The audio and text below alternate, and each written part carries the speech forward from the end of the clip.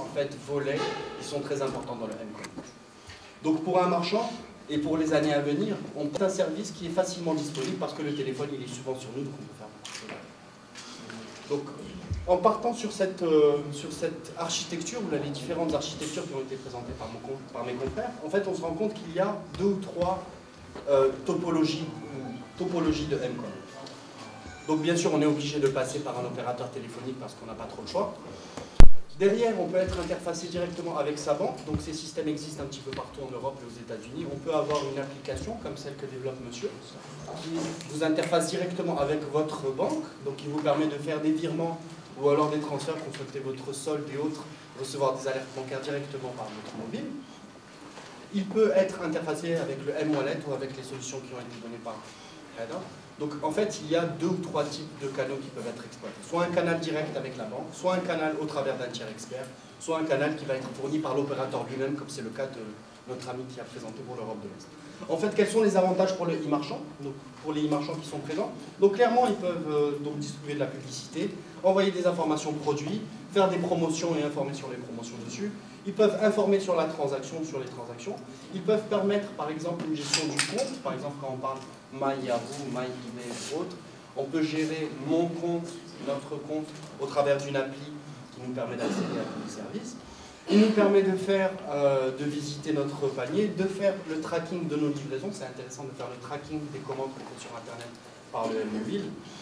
Et puis, bien sûr, il permet de faire le paiement. Et vous avez remarqué que si jamais toutes les présentations ont été axées sur le paiement des transactions, parce que c'est une brique importante de la transaction e-commerce, et que clairement, il y a un besoin à remplir au niveau du Maroc. Les solutions de paiement de commerce électronique ne sont pas assez étoffées.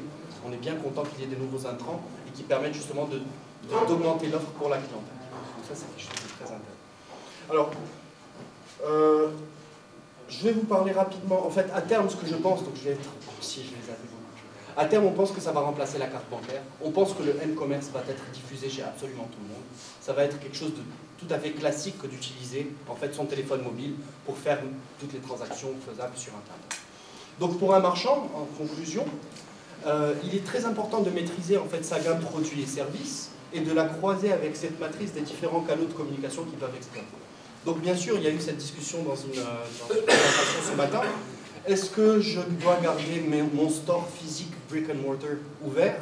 Est-ce que je dois le fermer? Est-ce que je dois passer par M-commerce? Est-ce que je dois passer seulement par e-commerce? La réponse, en fait, elle est simple. Ça dépend de ce que vous vendez et à qui vous le vendez.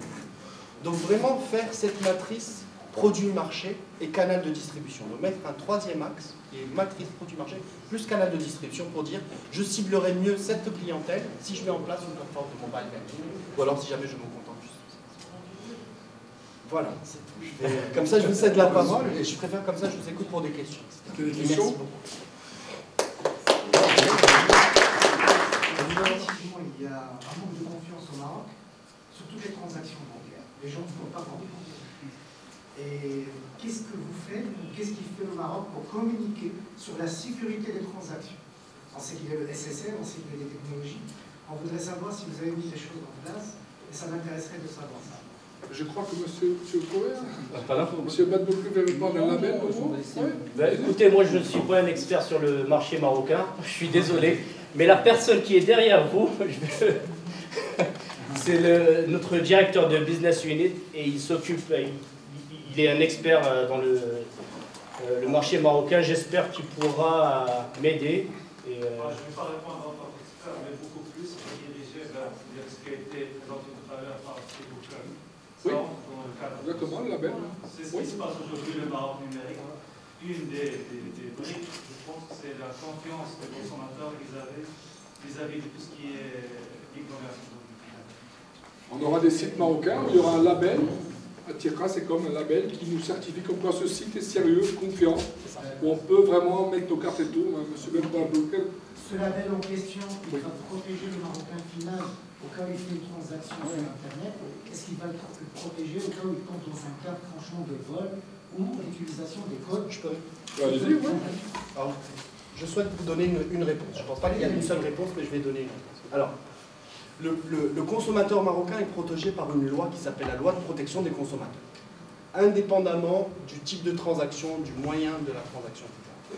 Cette loi est votée, est actée. Il y aura un centre marocain de la consommation qui va être là pour justement piloter la satisfaction client, les différents événements et surtout la capacité d'une entreprise à pouvoir gérer à l'amiable un conflit. Une entreprise qui est labellisée Terra peut perdre son label si jamais elle ne respecte pas la loi des consommateurs. Voilà. Donc ce label qu'a présenté M. Badr, eh bien, c'est un gage de confiance pour la cliente. Indépendamment du label, donc ce label est plus réservé au site web, c'est cette loi de protection des consommateurs qui a été votée qui va vraiment faire un grand pas en avant pour le consommateur. On pense, si jamais je me permets une dernière petite parenthèse, que des associations de protection des consommateurs vont se créer au Maroc comme il y en a un peu partout dans le monde. C'est ces cercles de pression qui vont faire que si quelqu'un est lésé, il aura des recours judiciaires, légaux, pour faire valoir son droit. Bon. Est-ce qu'on a répondu à la question, monsieur? C'est pas mal. Déjà, il y a un espoir de garantie. Ce qui peut être intéressant, je suis dans le domaine des télécoms au Maroc, mais les professionnels des télécoms, qui sont nous, on n'est pas au courant, sincèrement. Oui. Il y a un manque d'informations énorme sur la protection du consommateur final au Maroc. Il faut assurer tous les Marocains. Il faut communiquer sur ça pour que chaque Marocain, qui sont nous, jeunes, grands et ainsi de suite, pouvoir faire des transactions sur Internet et avoir la confiance dans cette loi, effectivement, dans ces labels en question, et se lancer, dire même si je me fais, excusez-moi le terme, avoir dans une transaction, je peux récupérer mon argent et la banque me protège, l'État me protège, et ainsi de suite. Exactement. Alors ce salon pour l'édition e-commerce, pour regrouper tout ce beau monde et ces intelligences dans l'e-commerce, pour arriver effectivement à donner la confiance à nos citoyens marocains d'accéder au site et de faire leur paiement par Internet. Voilà, merci beaucoup pour votre question, monsieur. Oui? Juste pour ajouter, comme je l'ai expliqué, le M-Wallet peut être un buffer entre l'acheteur et le commerçant. Donc, on peut mettre en place une plateforme qui va prendre les fonds de l'acheteur, les mettre en suspens jusqu'à ce que l'acheteur est satisfait. Et puis, bien sûr, il y aura une protection pour le commerçant aussi. Donc, comme ça, il n'y a pas de fraude. Et puis, quand les deux parties sont satisfaits, les fonds sont transférés, et puis c'est une sécurité comme une autre. Il ne faut pas oublier aussi que nous avons le PayPal qui s'installe au Maroc. Ça veut dire qu'on ne perçoit notre argent que si on est satisfait. Bientôt, on a au moins un équilibre. Il n'y aura plus un peu le monopole dont on a parlé, et c'est vraiment que du bénéfice pour le consommateur. Voilà.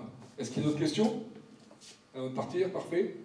Oui, monsieur? Toujours en complément par rapport à ça, c'est-à-dire c'est pas aujourd'hui qu'ils donnent la confiance beaucoup plus vis-à-vis de la galerie marchande. Maintenant, vis-à-vis du porteur lui-même, qu'il soit bien authentifié, bon, c'est beaucoup plus technologique, c'est la partie 3D Secure, pas encore installée, pas répandu au Maroc, même en Europe ou ailleurs. Donc les banques aujourd'hui poussent à ce que ça soit généralisé. Il y a un petit risque par rapport au business parce que c'est un peu tordu de faire une vérification avant d'accepter la transaction et tout, mais c'est une voie qui tend aussi vers avoir plus de confiance et les gens puissent utiliser leur carte dans le domaine de l'e-commerce. Nous avons les mêmes soucis qu'en Europe, qu'aux États-Unis, qu'en Asie. Nous, c'est bien parce qu'on est déjà en phase intermédiaire, donc on commence déjà à régler nos problèmes, alors que les autres sont en phase finale, ils ont encore les problèmes. D'accord? Avec les moyens. J'aimerais rajouter autre chose. Il y a Post Maroc qui, à travers ce qu'a dit M. Bouquet, est accrédité aujourd'hui pour délivrer des certificats numériques. Donc, en fait, toute transaction, qu'elle soit de paiement ou bien d'échange d'informations ou de documents, etc., peut être signée. Comme une fois que c'est signé, ça veut dire que par cette autorité de certification, cela veut dire que on ne peut plus, je dirais, c'est une authentification forte et on ne peut plus altérer à la bonne fin de la transaction, quel que soit, de la part de tous les membres de la transaction, hein, et quelle que soit le workflow un petit peu que suit la transaction. Parce que cela peut passer, par exemple, schématiquement, d'une requête du citoyen vers l'administration numéro 1, 2, 3, 4, 5, etc. et revenir encore à la fin vers le citoyen. Ça peut être un schéma.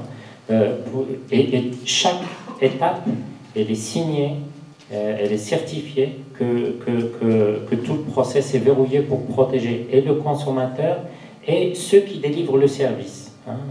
Maintenant, on parle des commerçants, mais le commerçant peut être une administration, peut être une compagnie privée, etc., etc. Je vais rien rajouter puisque tout a été dit. Je veux juste insister sur ce qu'a dit M. Rafet sur le M-commerce. Il se peut qu'au Maroc, on ne passe pas par le e-commerce et qu'on aille directement au M-commerce. Beaucoup de pays sous-développés, beaucoup de pays en voie de développement ne sont pas passés par la phase e-commerce. Bon, le M-commerce est quand même du e-commerce, mais il se peut qu'on ne passe pas par les paiements par carte bancaire et qu'on aille directement au paiement par mobile. Là, c'est le marché qui décide, c'est pas moi. C'est la culture. Et j'aimerais juste revenir sur un point que vous avez cité. L'un des challenges, c'est de connecter la plupart des foyers. Permettez-moi de vous dire que tous les foyers aujourd'hui sont connectés à travers le mobile.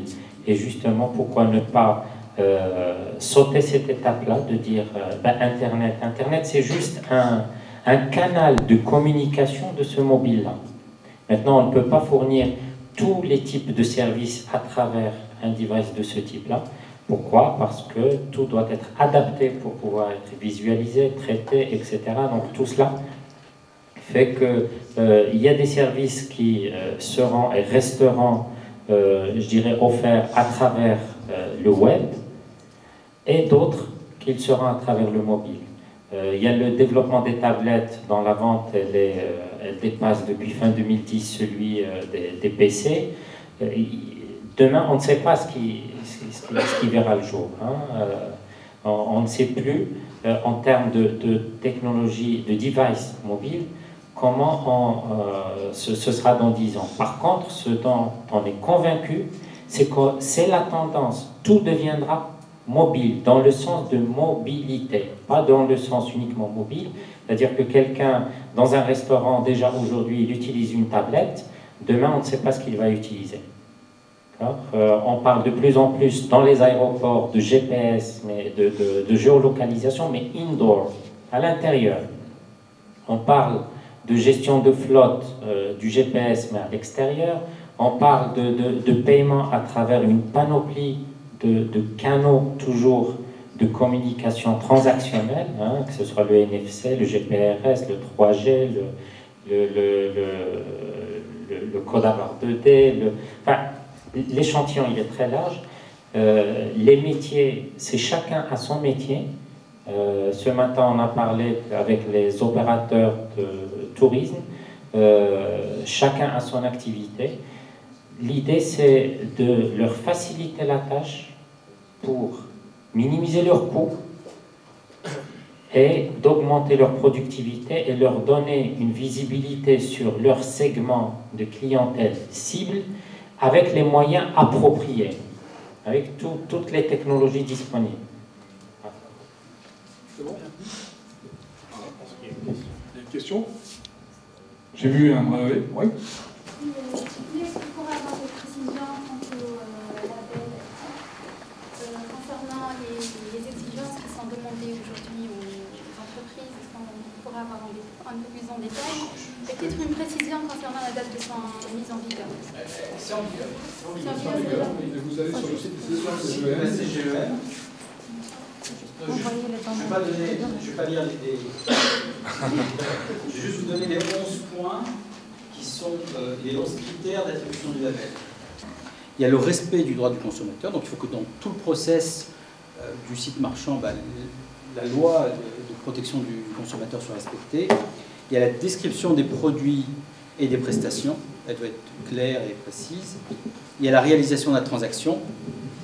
Donc il y a la réalisation de la transaction, il y a les conditions de retour, de garantie, de réclamation, le site doit les respecter, la confidentialité des données personnelles, la sécurité de la transaction, le respect de la loi relative à la communication audiovisuelle, qui intervient aussi dans l'e-commerce, la qualité du service technique, et enfin, le site doit s'engager à améliorer de façon continue sa prestation. Voilà, c'est 11 critères, c'est contre ces 11 critères que sont jugés tous les sites. Donc si on regarde, ce pas des critères qui sont complètement aberrants et déviants de ce qui se fait internationalement. Tout ça, c'est sur le site de la CGM. Il y a carrément les documents de télécharger quand même. Oui, c'est public. Autre question? Je vais vous dire merci beaucoup. Oui, monsieur? Précision. Oui. Pour les opérateurs télécoms au Maroc, en fait, effectivement, il y a un opérateur très grand de la place historique qui est resté le Pectaton. Il l'a appelé Mobile Money dans le langage de Jean-Paul. Et je ne sais pas, sincèrement, au niveau marketing, je ne sais pas pourquoi ça a pris encore une réussite. Et au Maroc, je pense que marché marocain. Il y a une bonne visibilité sur l'Europe. Ce genre de service marche nickel au Maroc. Les gens ils sont technophiles, ils adorent ce genre de technologie. Mais au Maroc, on ne comprend pas encore pourquoi ce genre de technologie n'a pas mordu le consommateur marocain, et ainsi de suite. Donc, je suis un petit peu frileux sur ce qu'il a avancé dessus. Ouais. Mais c'est juste l'expérience. Hein. Il a été lancé il y a 1 an et il n'a pas explosé encore. Voilà. Oui. Si je peux me permettre,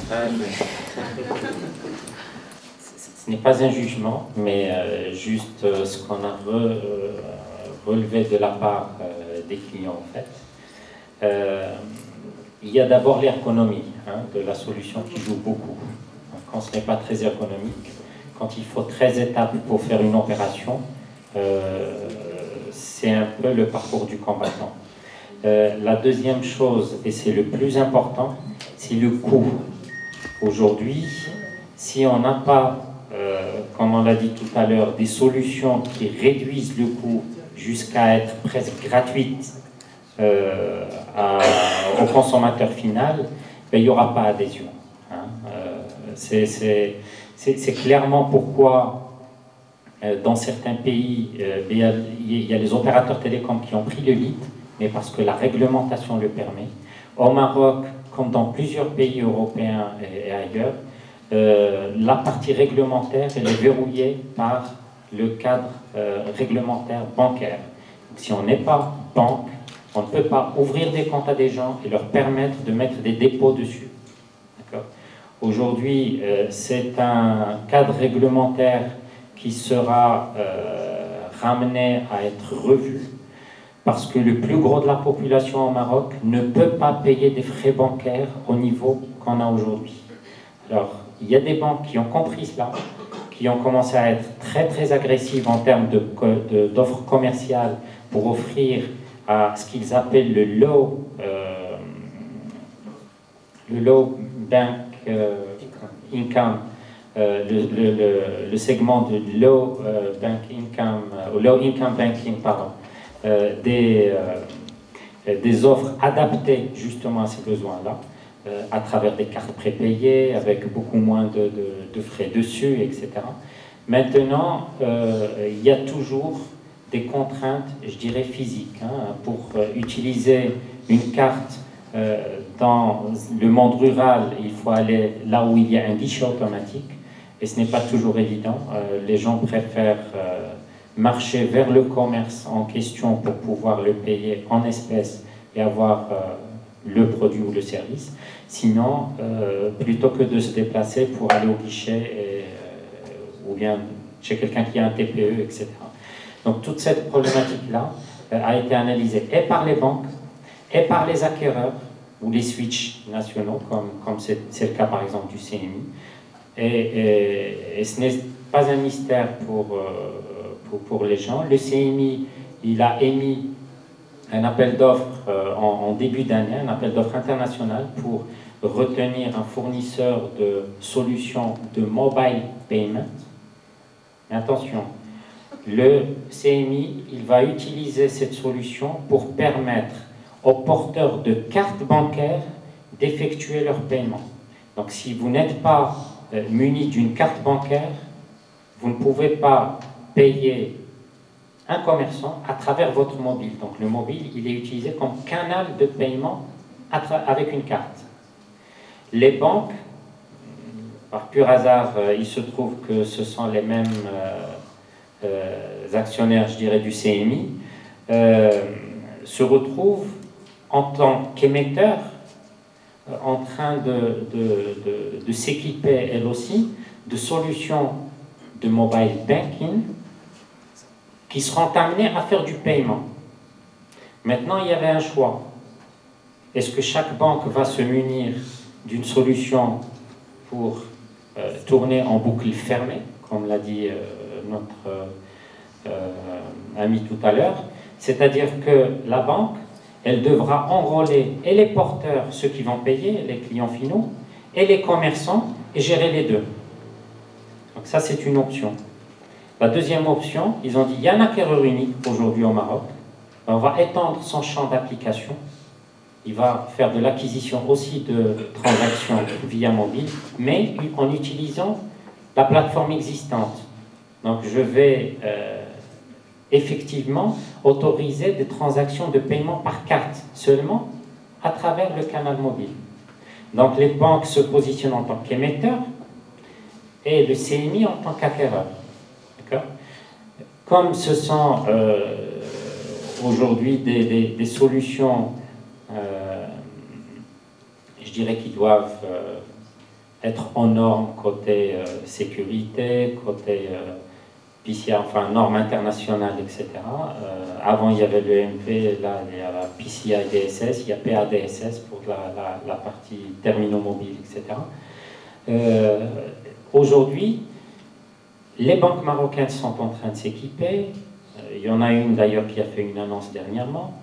C'est la BCP. Il y a Maroc Télécom qui a voulu faire la primeur, mais il devait cohabiter avec des banques de la place pour la brique réglementaire, ce qui a fait que l'offre finale, elle coûtait cher à l'utilisateur final. Donc forcément, ils ne vont pas y aller. C'est là où le bas blesse. Il faut opter pour des schémas.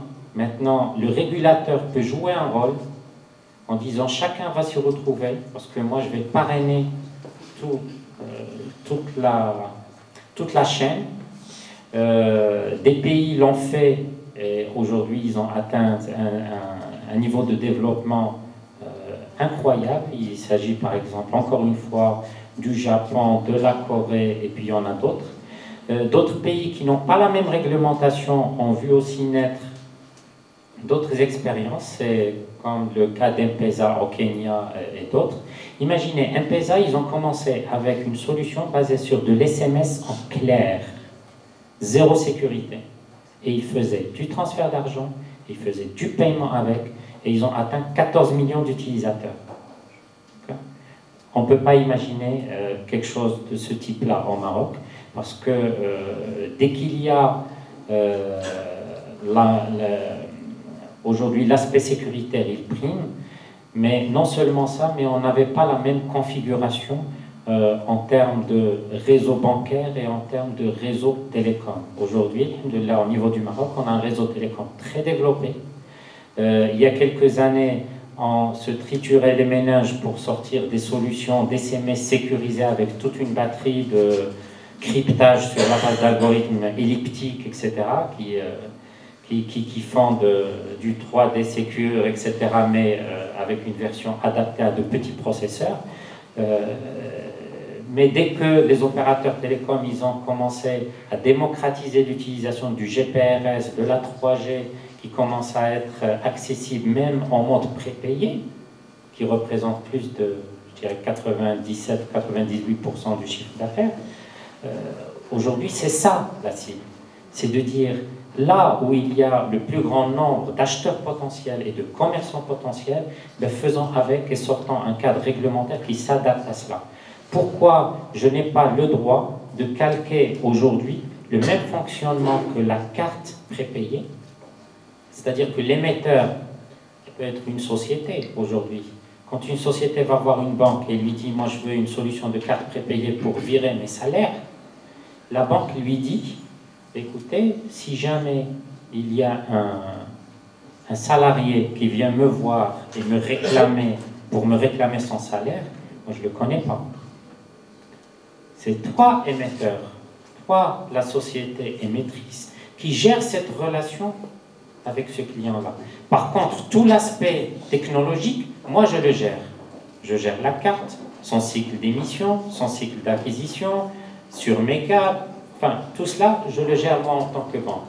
D'accord ? Donc ça c'est positif. Maintenant, au niveau du mobile, mais il y a des banques qui ont adhéré dernièrement. Ça c'est une brique alternative.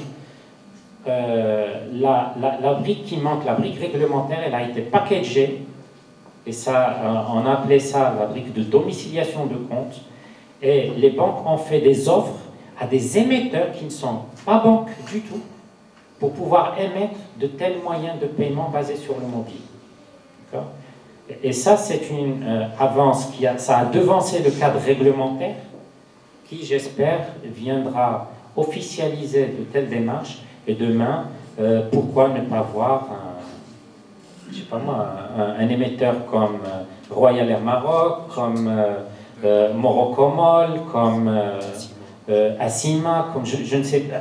Toute société peut émettre ce moyen de paiement qui est géré de manière efficace dans un cadre réglementaire sécurisé, et tout le monde va s'y retrouver et on ne fera qu'augmenter le nombre de transactions. Combien de fois vous avez fait appel au service de quelqu'un et vous n'aviez pas de cash sur vous? Vous êtes parti chercher du cash dans un guichet automatique, le guichet était en panne.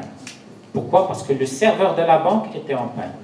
Et bien, si au niveau de la banque, il n'y a pas un accord avec le CMI pour gérer en mode standing, je dirais de la délégation d'autorisation, vous ne pouviez même pas aller sur le guichet d'une banque confrère pour retirer du cash. Et là, il y a le plombier, l'électricien, quelqu'un qui attend son paiement à la veille de l'Eid et qui est...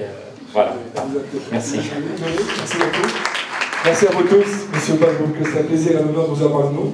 Une photo, s'il vous plaît, avec M. Bazouk.